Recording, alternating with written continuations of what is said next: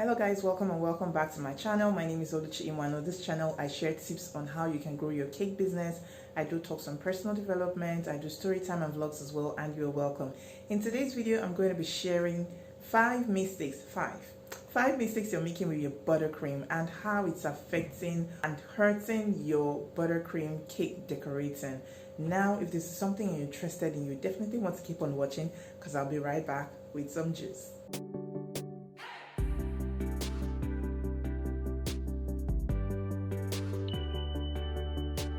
You're welcome back. Now I'll be going to the first thing, which is the consistency of your buttercream. You are making a mistake with the consistency of your buttercream. It is either it is too stiff or it is loose. Now you don't want to work with either of these two. You want to achieve a medium consistency to work with.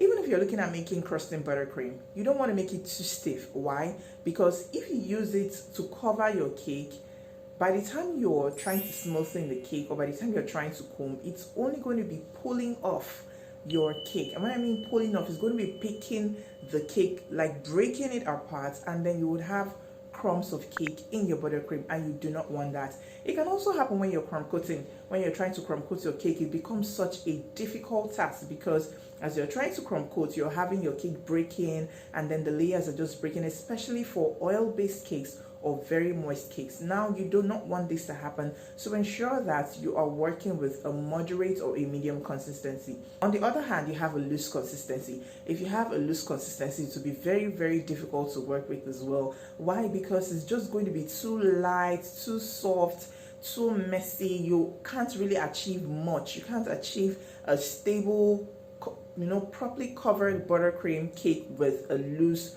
buttercream consistency. That's why I'm aiming for, or we should aim for, working mid-range. Now if you're preparing your buttercream, you don't just want to dump water into it. You want to use a little at a time, especially if you're working with a crusting buttercream recipe and you want to thin down. You want to add a little at a time until you get a workable, spreadable, medium to moderate consistency that will enable you cover crumb coat without any stress at all. So watch it.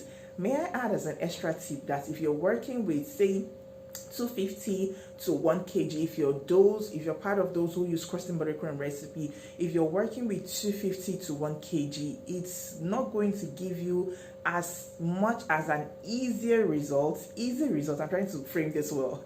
It's not going to give you a very easy result to work with like when you're using 350 grams to 1 kg.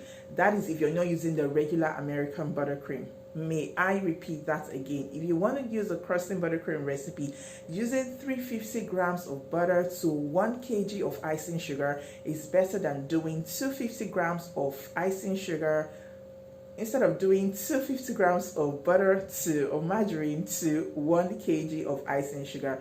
It's a lot better to work with and you achieve better results with that, okay?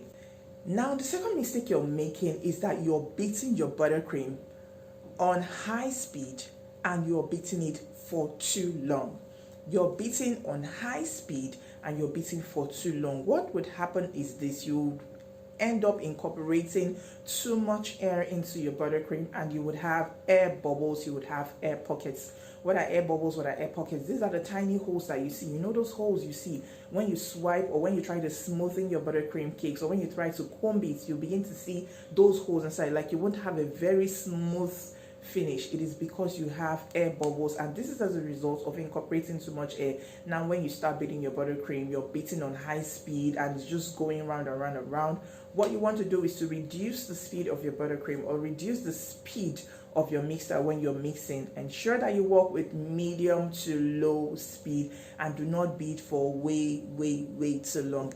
When your ingredients are properly incorporated, they've mixed well together, I would advise that you turn off your mixer and do the remaining of the mixing with your hand if need be. Okay, the third mistake you're making is that you are combing the wrong way and you are smoothing the wrong way. And this all boils down to the position of your comb, your cake comb or your spatula. And this boils down to the position of your cake comb or your spatula. I wish I had a video to properly illustrate or demonstrate this so you have a better understanding. But if you're combing your cake, you don't hold your cake comb what's this? Just this way, straight to the cake. You don't hold it flat on the body of the cake as well. You hold it ajar. That's the best position or best way I can try to explain it. Like I usually explain to my students, you hold your cake comb or your spatula as if you are trying to open a door slightly. That's the best way I can explain it. So you hold it at an angle of 45 degrees. I think that would drive home the message better. You hold it at an angle of 45 degrees. Don't hold it this way and don't hold it flat on your cake. What will happen if you hold it this way is that you're just going to scrape off the entire icing as you go along, and you don't want that to happen. And the other thing is, if you're holding it too flat, you're not going to get any pattern, you're not going to get any print, you're almost not doing anything. So you have to hold it right. Position your cake comb right, position your spatula right. And when you're doing this, it's not just a one-off thing, it's a continuous process. If you're combing, you keep going round and round and round and round until it all smooth things out. It will get to a point where it will smooth things out. So don't just feel like, oh, I've combed 5 times, it's not working. I've combed 4 times, 3 times, it's not working. You need to go around as much as possible. And as you're going around, or as you're smoothing with your scraper or your bench scraper, you'll see that there are some places, if you see that there are some places that need to be filled, apply some little buttercream there and go around repeating the process all over again. It will help you achieve a very clean finish with your buttercream. The fourth mistake you're making is this: you're trying to maybe manage, or if you're not managing, you're trying to just be careful so that you don't have buttercream left over. It is better for you to have leftover buttercream than for you to have buttercream that is not enough. Why? Because you run into the risk of having different shades. It is almost impossible, I'll put it that way, very difficult.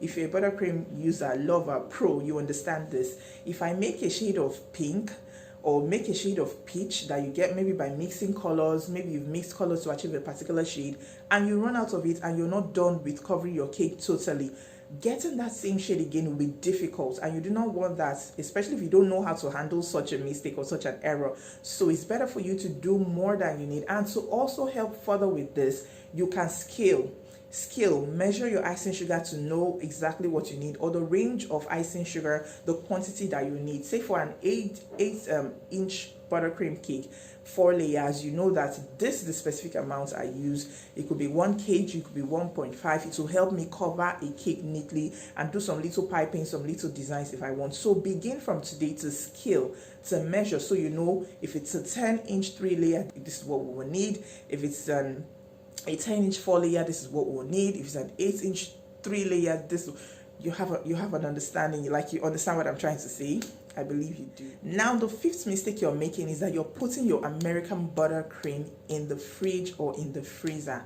Look, these cakes have got nothing to do with the fridge or freezer, I can tell you for sure. And if you've experienced this, you know what I'm talking about. Why? Because by the time you bring it out, especially if you have stable lights, or you're in a location where the light is pretty stable, it will begin to sweat. Condensation will set in and your cake will begin to sweat, and your colors would most likely run. You have your colors running, you see water dripping from your cakes, and you do not want this to happen. So if for whatever reason you're not using your cake immediately, or you have to store, it is best to store at room temperature depending on the recipe you're using. You know how it works for you, you know what works for you. Please do not store in the fridge, because by the time you bring it out, it will begin to sweat and your colors will begin to run, and it will end up messing up your cake at the end of the day, at the end of everything. So please guard against putting your buttercream cakes, American buttercream cakes, in the fridge. You can leave at room temperature. It will be safe and it will be fine and it will be good. Now, an extra tip will be this: if you want to make a crusting buttercream recipe, like I've mentioned earlier, a crusting buttercream recipe is a recipe that is like, when you make the buttercream, it crusts and it is firm to the touch, like you can touch it without smearing it. I'm not saying intentionally poke the cake with your fingers or poke the cake with your hands. No, I mean, just if you rub your hand over it, or just put your hand on it, or just try to touch it, it is firm to the touch and it is dry. You might want to try adding some shortening to your buttercream recipe. It would help it crust faster, and it will help it have that firm dry touch and look. Another extra tip is this: you might want to use a board that is slightly bigger, say an inch or 2 inches bigger than the size of your cake. Why? So that in case of any eventuality, or the cake getting boxed or whatever, maybe in transit, your cakes would not be the first thing to get smeared in the case of eventuality, because your box would give some room for just some spacing before anything gets to the cake. I believe that this would help you, and I believe you have a better understanding of how to work with your buttercream cakes now as you take time to put this into practice. Thank you so much for watching this video. Thank you so much for sticking with me. Please, if you have questions, you can drop them in the comments, and if you are yet to subscribe, please subscribe to my channel. Give this video a thumbs up. Do not forget to turn on notifications and to share as well with your friends. Let's get this channel growing, and let's get this channel going. Until I see you in the next video, do stay happy, stay safe, and stay blessed.